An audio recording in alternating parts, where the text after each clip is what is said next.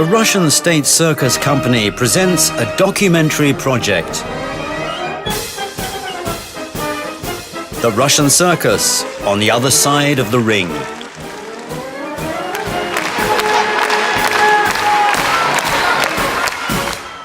The Russian circus is a unique creative phenomenon, which has no comparison in the world. The guardian of its traditions, the author of new developments and trends, is the Russian State Circus Company. Today, the Russian State Circus Company is a giant organization which includes more than 70 branches all over the country, 38 permanent circuses, 15 traveling circus big tops, 9 traveling zoo circuses, 3 directorates for circus on stage, a circus arts center, a nursery of exotic animals, an artistic industrial complex, the hotel arena, recreation centers, 7,000 employees, 1,300 artists, 2,000 animals from 140 species. The circus is a favorite entertainment of millions, a truly family art encapsulating goodness, beauty, and the joy of life. Both the government and the Russian Ministry of Culture have given much thought to the circus. In October, we presented a creative project and it has been approved.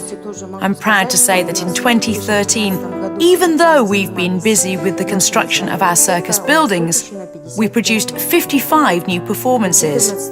And in 2014, we have a very important task. We need to create 4 new star turns, 4 new theme plays, and 25 circus acts. All performances, starting with individual ones to group show programs, are born in the ring. On Saturday and Sunday, this little island, 13 meters in diameter, is the center of thousands of people's attention. And for the artists, it's a great honor and also a huge responsibility. It's important to have all acts successfully performed. And therefore, even when the hall is empty, lit by ordinary lights, the ring continues to live in its rhythm of regular rehearsals. At the Circus Arts Center, the main training base of the company, over 100 artists hone their skills daily. They're led by directors, choreographers, and artistic guides. At this time, about 110 people are rehearsing in our training base, and we're preparing 2 new performances. Jugglers on Drums, which is a totally new circus act, and Diavolo. Performances which I think have the right to be released and demonstrated in the international arena. Original and attractive stage props are a constant attribute of any circus performance. For these and many other acts, the designs are manufactured in a local workshop. Some of the equipment has been here since the Soviet era and is still operating properly. But most of the props, such as the air equipment, can't be created without modern technologies. More complicated set designs are made to measure at the Moscow Artistic Industrial Complex. For 60 years, this branch of the company has been serving the circus, creating scenery for performances, sewing costumes, shoes, and carpets. As in any other domain, in the circus, attention to detail is enormously important. Even the smallest item is an integral part of the show, and it should conform to international standards. People should know that a professional circus group of high quality has arrived in their city, properly advertised with modern lighting and sound equipment, technologies, with beautiful artists, numerous animals, costumes, and stage props. When a genuine show is evident, the audience believes it and flocks to the circus. Becoming a presenter of your own act requires investment and the recognition of a wide audience. The artist must go through all kinds of trials to achieve this. When starting a career, a young circus performer has to overcome the stringent examination of the director's board and convince a master of the art that their performance is the best. And only then will they be allowed to perform in the ring. The director's board is engaged in the creative part of the work. This includes circus acts, plays, performances, artists who come seeking employment. Firstly, the board's members pay great attention to the circus repertoire and level of performing skills. They evaluate how this or that performance will bring success and income to the company. Besides that, economists and representatives from the touring and organization department are invited. They're responsible for the distribution of the product. Usually they give an assessment like, this performance is quite good in terms of profitability, and it'll be interesting for the audience. For graduates of the circus school, performing before a directorial panel represents the kind of scrutiny you get at a job application. Not everyone is able to pass it, and failure, of course, leads to professional unemployment. During the epoch of Soyuz Gostierk, when a young specialist was unsuccessful, they were excluded because the system was ordered in such a way to prepare artists of certain genres and acts in the correct amount. Sometime later, this practice was revised under a cooperation agreement. We fulfill specific tasks. If you like, I always joke, say 5.5 acrobats and 3.5 jugglers. We will enroll them, train them, and they graduate all together. In this way, the Russian state circus company saves on accommodation because they stay in the dorms for free. We save on rehearsal time too because they'll do this in the school ring. As a result, the company gets a fully developed professional and the performances they need. The best of the best shows are included in the circus program, so it becomes an integral part of one giant mechanism, the circus conveyor belt. Every 6 weeks, the artists and their families move to another city, giving performances in over 40 regions, thus making the long journey from Moscow to Vladivostok, which lasts several years. This principle has been practiced for decades.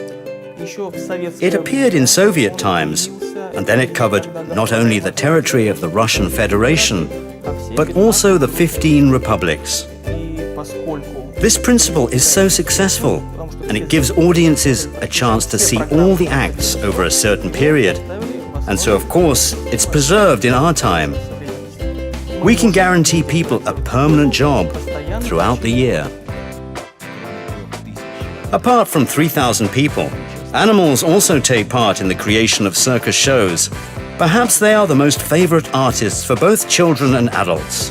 About 2,000 of them, from 140 species, perform in Russian circuses. Star turns, created by animal trainers like Nikolai Pavlenko, the Zapashny brothers, and Tamerlan Nugzarov, have entered a legendary status. Anyone who believes that circus life is limited by the space of the ring is mistaken. Outside the arena, the work includes a great number of people, more than 5,000 employees. All of them, in addition to the performers, serve the great circus faithfully. The building on Pushesnaya Street in Moscow is the company's think tank and headquarters. It's here that people create touring schedules, elaborate circus programs, and solve key tasks concerning the development of the circus business. A major consideration is the reconstruction of the buildings. Also, the extensive repairs and reconstruction of the hotels for the circus performers. Then there's the creation of costumes for the ring. We think about set designs and the auditorium too. Certainly, there must be a warm and cozy atmosphere in there because the circus is for families. The most important thing expected from the circus today is a gradual weaning from public subsidies to attain self-sufficiency. The circus is a socially significant thing. We don't work in the circus to get rich. So, as I keep on saying, the circus needs government support. Currently in Russia, the circus in Yekaterinburg is regarded as self-sufficient. This means that the profits from ticket sales cover the costs of the enterprise. I've been here as the director for 19 years, and since the very beginning we broke even. There's no great secret to this. First, you need a high-quality product.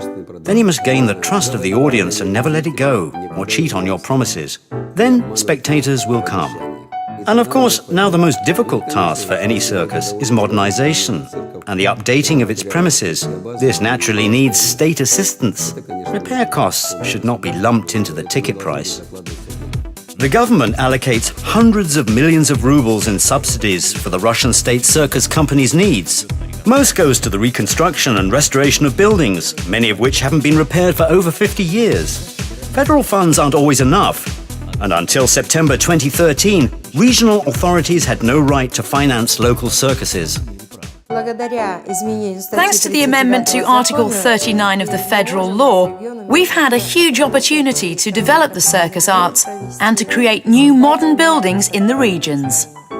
In the medium term, the company plans to overhaul the majority of its branches. A technical review of 18 buildings has been completed. Next year, the buildings of the Ivanova, Saratov and Nizhny Tagil circuses will be renovated. Also, reconstruction of the Samara, Ulyanovsk and Orenburg circuses will be done, and work on the circus in Sochi will come to an end.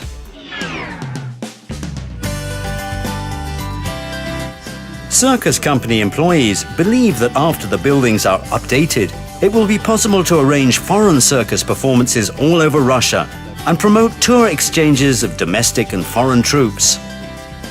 At the international department of the head office, there are non-stop calls from China, South Korea, Australia, the EU and Latin America with cooperation proposals.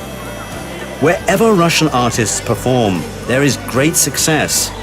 Proof of this is the triumph of Russian circus performers at the most prestigious international festivals in Monte Carlo, Italy and China.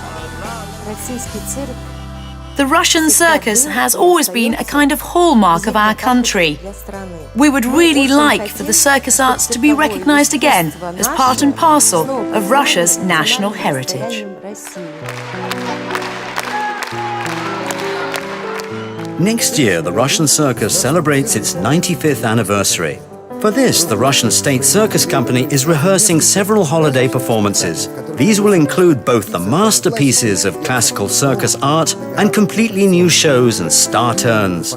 What the artists are preparing for us is still a secret, but I imagine it will be something amazing.